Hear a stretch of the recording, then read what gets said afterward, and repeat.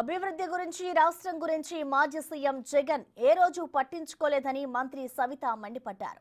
పార్లమెంట్లో ఏ ఒక్క రోజు కూడా ప్రత్యేక హోదా గురించి వైసీపీ ఎంపీలు మాట్లాడలేదన్నారు.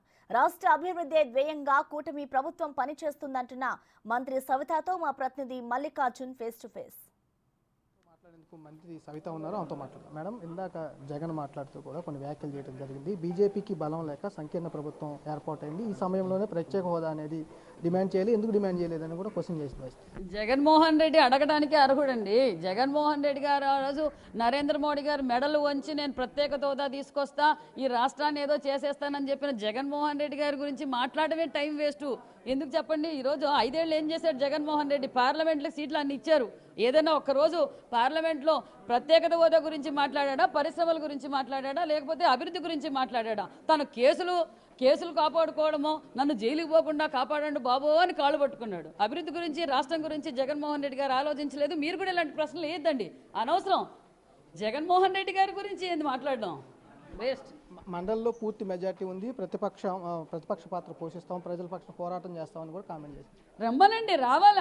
ఆయన వచ్చి మండలిలో కూర్చుంటేనే కదా మాకు కూడా మేము ఏం చేసామో, మేము ఏం చేయబోతున్నామని తెలిసేది. రమ్మనండి, మేమేం వద్దన్నామా?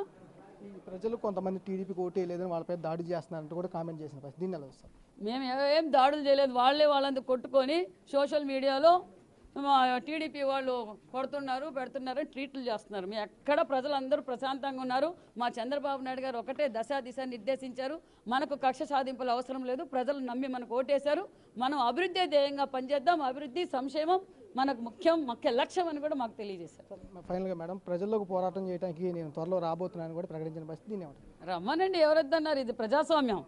మేమేమి మా లోకేష్ బాబు గారు యువగలం పాదయాత్ర చేస్తుంటే జగన్మోహన్ రెడ్డి గారు ఏ విధంగా ఇబ్బంది పెట్టారో రాష్ట్రం అంతా చూశారు. కానీ చంద్రబాబు నాయుడు గారు ఒక విజనరీ లీడర్, క్రమశిక్షణ, ప్రజాస్వామ్యాన్ని గౌరవించే నాయకులు.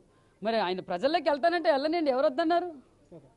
అయితే 5 సంవత్సరాల కాలంలో కూడా ప్రత్యేక హోదా గురించి మాట్లాడిన జగన్ ఇప్పుడు డిమాండ్ చేయడం పట్ల కూడా ఆమె ఆగ్రహం వ్యక్తం చేస్తున్న పరిస్థితి కూడా కనిపిస్తూ ఉంది. అంతేకాకుండా మ్యాండేటరీ అనేది సంబంధించి ఏదైతే ఉందో 5 సంవత్సరాల్లో అసలు మాట్లాడే అర్హత లేదు, 5 సంవత్సరాల కాలం వెయిట్ చేసి ఇప్పుడు డిమాండ్ చేయడం ఏంటని కూడా ప్రశ్నిస్తూ ఉన్నారు. అలాగే జగన్ ప్రజల్లోకి వెళ్లే విషయంపై కూడా మా నాయకుడు నారా లోకేష్ పాదయాత్ర చేసే సమయంలో కూడా పూర్తి స్థాయిలో అప్పుడు అడ్డంకులు సృష్టించిన పరిస్థితి కూడా కానీ మేము అట్లాంటి అడ్డంకులు సృష్టించమంటూ కూడా మంత్రి చెబుతున్న పరిస్థితి కనిపిస్తూ ఉంది.